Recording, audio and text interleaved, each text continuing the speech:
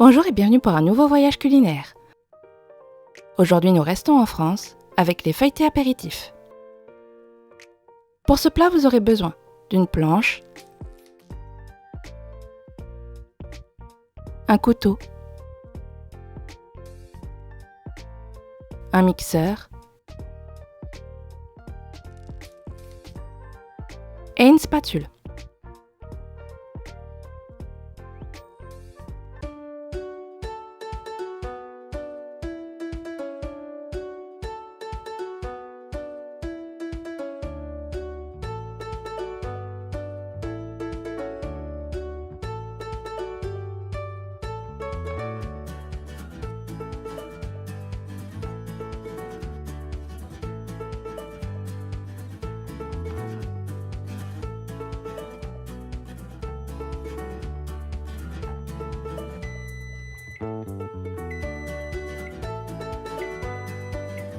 Pour ce plat, vous aurez besoin de 4 pâtes feuilletées, 2 oignons,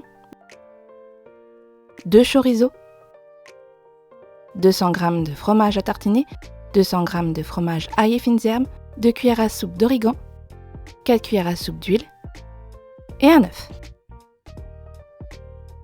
On va commencer par la préparation de la pâte et pour ça, on va commencer par découper les oignons. Ici, il n'y a pas besoin de s'appliquer puisque de toute façon, on va tout passer au mixeur. J'essaye quand même de faciliter le travail pour ma machine, donc je fais des lamelles. Ici, je coupe tout simplement l'oignon en deux et je recoupe ensuite en petites lamelles. Et j'essaye de resserrer pour avoir le plus fin possible pour aider un peu. Le chorizo, on va faire pareil. Si vous le désirez, vous pouvez enlever la peau du chorizo, mais elle est assez compliquée à enlever, du coup, j'ai tendance à la laisser. Si vous l'enlevez, c'est assez simple, il n'y a pas besoin de découper puisque c'est déjà de la viande hachée. Elle va se démolir toute seule. Sinon, vous faites comme ici, vous coupez tout simplement en petites lamelles et encore une fois, il n'y a pas besoin de s'appliquer, on ne veut pas de belles lamelles puisque de toute façon, ça va passer au mixeur. Ici, je fais tout au chorizo puisque vous avez des mélanges pour les entrées et les apéritifs dans d'autres vidéos. Vous pouvez par exemple faire du saumon avec les mêmes fromages. On remplace l'origan par un petit peu de citron et vous obtenez un bon mélange. Mais évidemment, il y a énormément d'autres mélanges à faire comme le chèvre-miel ou tout simplement faire du saucisson avec un peu de beurre. Attention parce qu'avec le saucisson et juste du beurre, la pâte va être assez épaisse. Il faut quand même qu'à la fin, vous obteniez une crème qui puisse s'étaler assez facilement mais qui ne soit pas non plus trop liquide. Donc on évite les mélanges soit trop liquides, soit trop épais. Ici, mon chorizo, c'était un peu limite puisque j'en ai fait beaucoup pour pouvoir faire un seul mélange pour ne pas me répéter avec les autres vidéos. Mais ici, c'était vraiment de trop. D'habitude, on en fait un petit peu pour faire quelques feuilletés avec un goût. On en fait avec d'autres et ainsi de suite. Et pour les proportions, c'est assez simple ici puisque j'ai 4 pâtes feuilletées avec 4 fois le même goût. Vous divisez tout simplement les proportions par 4. Donc au lieu d'avoir 2 chorizo, vous prenez un demi-chorizo et vous adaptez le reste en fonction du demi-chorizo. Et vous faites en gros les mêmes grammages pour le reste. Donc ensuite c'est assez simple, on va tout mélanger. C'est important de mettre de l'huile pour avoir quelque chose d'assez compact qui va se lier, mais tout de même assez humide pour avoir une crème et non une pâte. Et on fait attention ici, on ne met pas plus de chorizo que j'ai mis ici, puisque j'ai dû le faire plusieurs fois, malheureusement j'ai dû cramer mon mixeur à force de mixer, remixer et encore mixer, donc on fait attention. Ici c'est de la viande, ça a tendance à se mettre un petit peu partout, on n'en met pas plus que j'avais ici à la base. Et on essaye de pas trop insister pour ne pas cramer son mixeur comme je l'ai fait ici. À la fin, donc de toute façon, on passe au mixeur plongeant puisqu'on a des quantités énormes. Si vous avez un blender, vous pouvez le faire au blender, sinon on le fait au mixeur plongeant. Mais je n'ai pas de blender, je le fais donc au mixeur plongeant. Et on mélange absolument tout sauf l'origan. Donc ici, j'ai rajouté les fromages. Il y a le fromage à tartiner et le fromage à l'ail, ainsi que l'oignon. Et on mixe petit à petit, ça va faire une pâte. Essayez de ne plus avoir aucun morceau puisque ça va se voir à la fin quand on va tartiner la crème. Il faut vraiment que ce soit une crème assez homogène. Et à la fin, puisqu'on ne l'a pas mis, puisqu'il n'y a pas besoin de le mixer, on n'oublie pas bien sûr l'origan. Si vous avez peur de l'oublier, vous pouvez le mettre avec la crème avant de mixer, c'est juste que ça risque de voler un petit peu, donc je préfère le mettre à la fin. Et on mélange bien, et pendant qu'on mélange, puisque ici j'ai quand même, encore une fois, une grosse quantité de crème au chorizo comparé à ce qu'on est censé faire d'habitude, je passe bien partout pour être sûr qu'il n'y ait plus de viande. Malheureusement j'avais encore des petits bouts, donc j'ai dû les enlever. Il n'y a pas besoin de passer au chinois, sinon ça va jamais passer, on vérifie juste qu'il n'y ait pas de gros morceaux. Et c'est valable pour toutes les crèmes, que ce soit saumon, chèvre ou saucisson.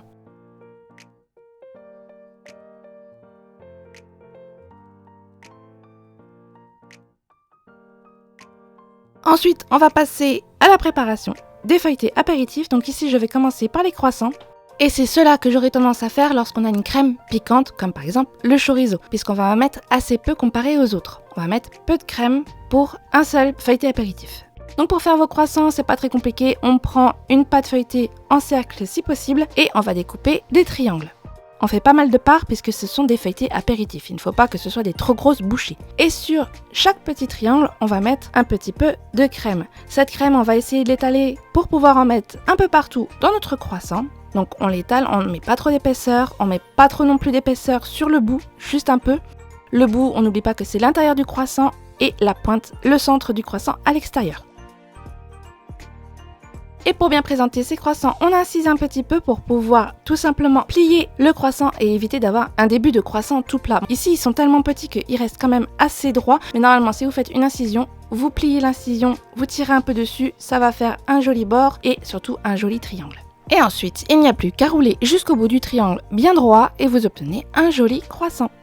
Pour les torsades, on se contente de badigeonner tout un côté de la pâte qu'on a d'abord découpée en deux et ensuite la moitié, on va la remettre par le dessus. Ici, j'ai que des pâtes feuilletées circulaires, mais vous pouvez prendre des rectangulaires si ça vous arrange pour pouvoir faire plus de torsades. Et une fois qu'on a mis à l'intérieur, on va pouvoir découper nos bandes pour pouvoir faire des torsades. Donc ici, je fais des bandes assez épaisses puisque je voulais quand même des grosses torsades avec pas mal de crème à l'intérieur. Si vous les voulez plus petits, il faudra mettre moins de crème parce que ça risque de déborder un peu partout. Et ensuite, pour former vos torsades avec les bandes, on essaye de les faire pas trop longues, donc je recoupe tout simplement mes bandes. Et ensuite, je prends les deux côtés de la bande et je fais tout simplement une torsade.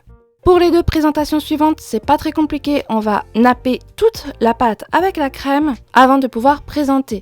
Ici, je ne laisse aucun bord pour être sûr qu'il y ait bien du goût partout. Ce sont les plus simples, c'est ceux qu'on peut le plus napper, c'est ceux qui auront le plus de goût.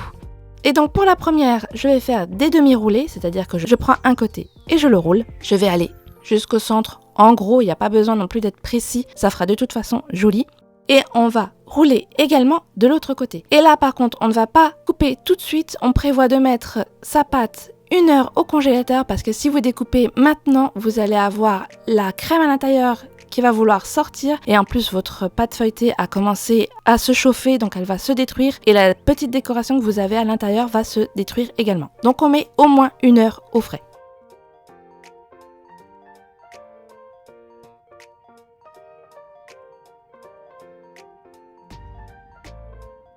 Au bout d'1 heure, on peut donc découper. Donc vous voyez que même là, ça a tendance quand même à être encore assez crémeux et à coller à mon couteau. Donc vous imaginez si ça n'avait pas été congelé.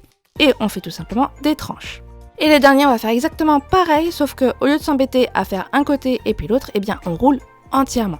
Et bien sûr, si vous le désirez, il y a tout un tas de moules pour pouvoir faire de jolis feuilletés apéritifs que vous pouvez commander. Et donc, pour mon roulé, on fait exactement pareil, on le conserve 1 heure au frais avant de le découper.